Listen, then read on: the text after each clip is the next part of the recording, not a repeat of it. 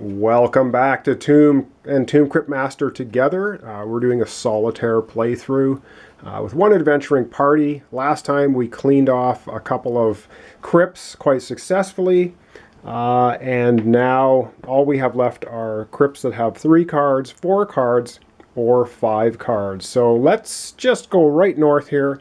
We will delve into this crypt with 3 cards, and we'll see what we've got. Okay, let's get set up and encounter that crypt. Okay, so as you can see, there's nothing here. So the first thing that we run into as we open the crypt door and step inside is a curse. Now, this is the first time we've seen curses in the playthrough. These came with the Crypt Master expansion. And this one is called Weakness, and this must be attached to a character immediately. And you can see there's a holiness number here. That is what we need to roll to beat the curse, to get rid of it, and curses can be removed at the end as well. However, it says this character has only 1 hit point, and I'm going to attach this curse directly to our rogue. Our rogue only has 2 hit points anyway, and now Jacqueline, our rogue, is down to 3 hit points. Next up of the 3 cards is a monster, and the monster is Umbala, and that's probably how you pronounce it, I'm not sure. And as you can see, not a very happy looking dude. And here we have his statistics. He doesn't have much for attack, but that's not what his purpose in life is. It says, when revealed, draw 3 prayer cards and immediately attach them to Umbala. If killed, immediately give his unused prayer cards to the raiding party, and he has 5 hit points.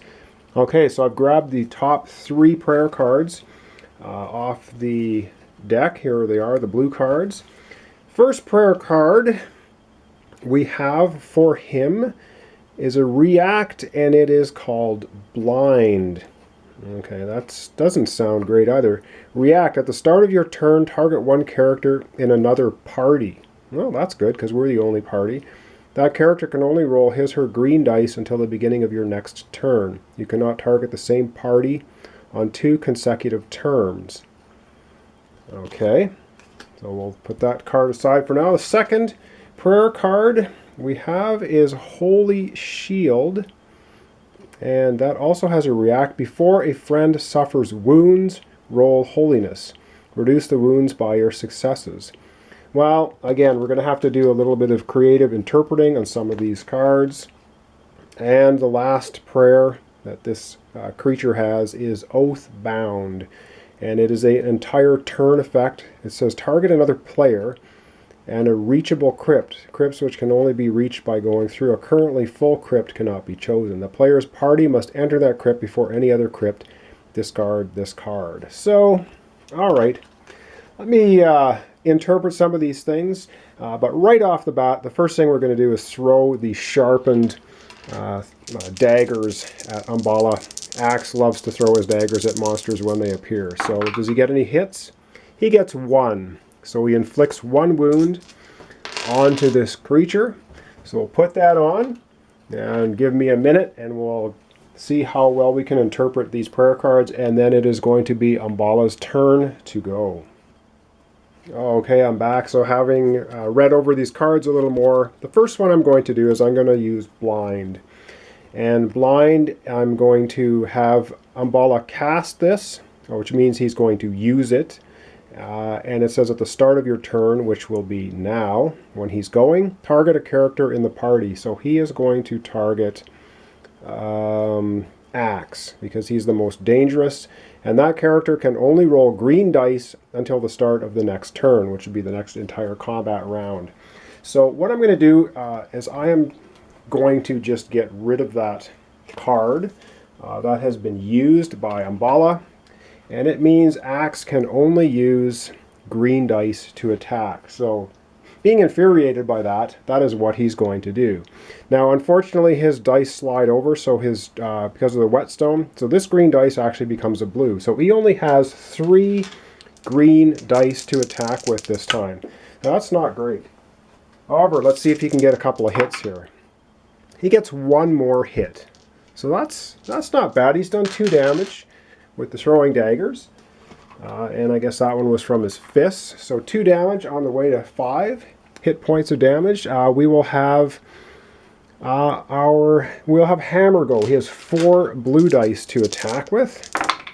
And he does 1 damage as well. Hope we can get rid of this guy before he can cast another spell. So that's 3 hit points of damage on him.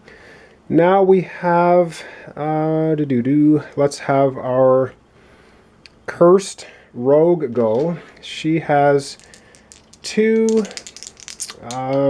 blue attack dice and nothing. Wow, our rogue has been not doing so well for hitting. And now our only person left is our wizard. I don't think I'm going to use her spell because the backlash spell gives damage to our own characters. However, I think, you know what, I am going to use it because I'm going to assign the backlash damage to our rogue. Our rogue only has 1 hit point, and the spell says no friend may be given more wounds than it takes to kill it. So basically, if I assign the wounds to our rogue can take nothing from the backlash. So I'm going to go ahead and do that. And she's going to roll her magic, and that is now going to be 4 green dice, 2 blue, and 1 red. And every success is going to be 3 hit points of damage. So our wizard has had enough of Umballa. And that's 1, 2, 3. That's 4 successes, which means 12 hit points of damage. Umballa is absolutely annihilated. And the backlash would have put damage on another character. So I am picking inflict 1 wound per success on any friend.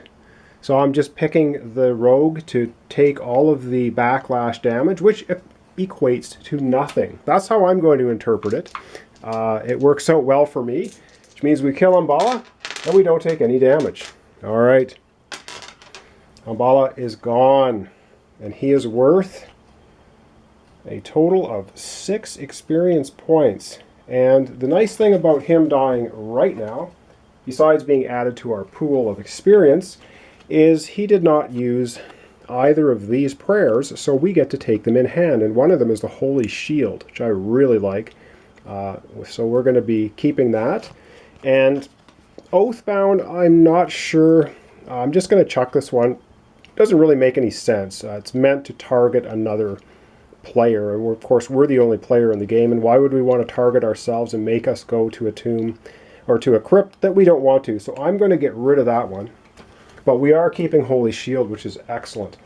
Okay, and lastly there's a 3rd card in that crypt, and it is, after all of that, the Black Iron Shield. And the Black Iron Shield gives somebody 2 hit points. I'm giving that right now back to our magic user. She lost 1 item that gave her 2 hit points, and now she's going to carry the shield, which is going to give her 2 hit points. All right, back to the tomb for some more excitement.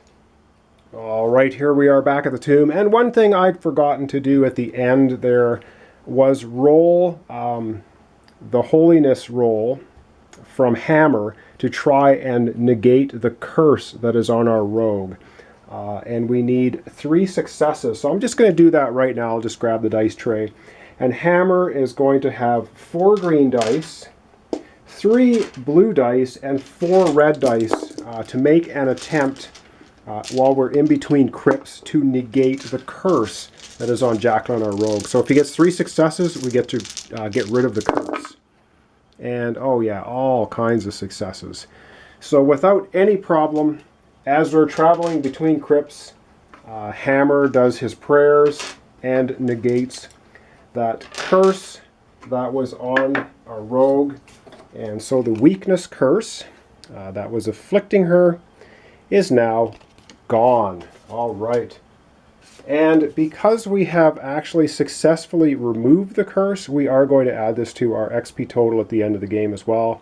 And that's going to give us another 3 experience points. All right, good stuff. I think this hammer and axe combo I'm starting to really like.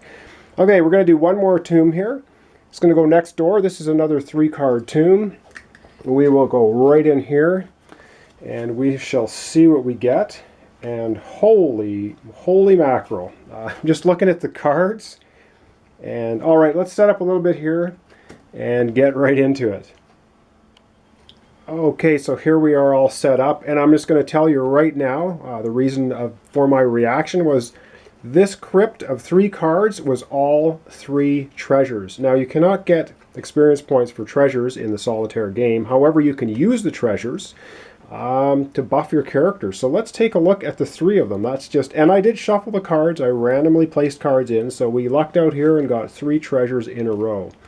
First thing we found in this crypt was the magic mirror. The magic mirror says once per battle, use a battle action or react on any opposing card, including cards attached to opponents. So any card that's attached that has a battle action or react on it. So some monsters, when they're pulled, get cards attached. Person with the magic mirror can use it once per battle. So that's pretty cool. The next one I really like is the Helm of Terror. And of course, that's going to be going on Axe because it just has to. And this helm says, or to react, when monster cards are revealed, each monster must make an attack roll, target number of 3. The Crypt Master places each monster that fails face down on a different crypt, ignoring crypt limits. So basically, Axe wearing this is a possibility of scaring monsters away.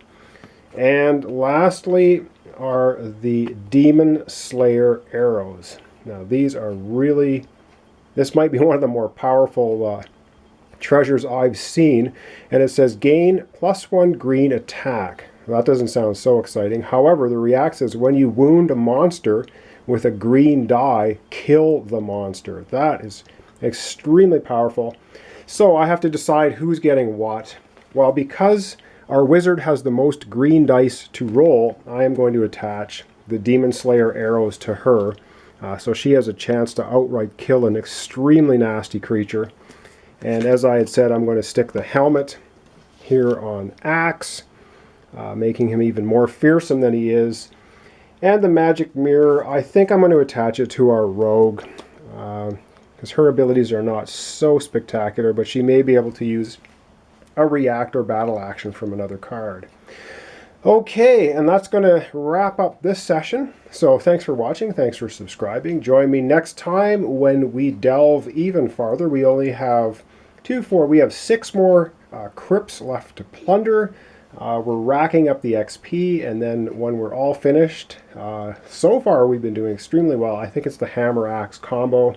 We'll see what our total tally is at the end. Okay, thanks for watching.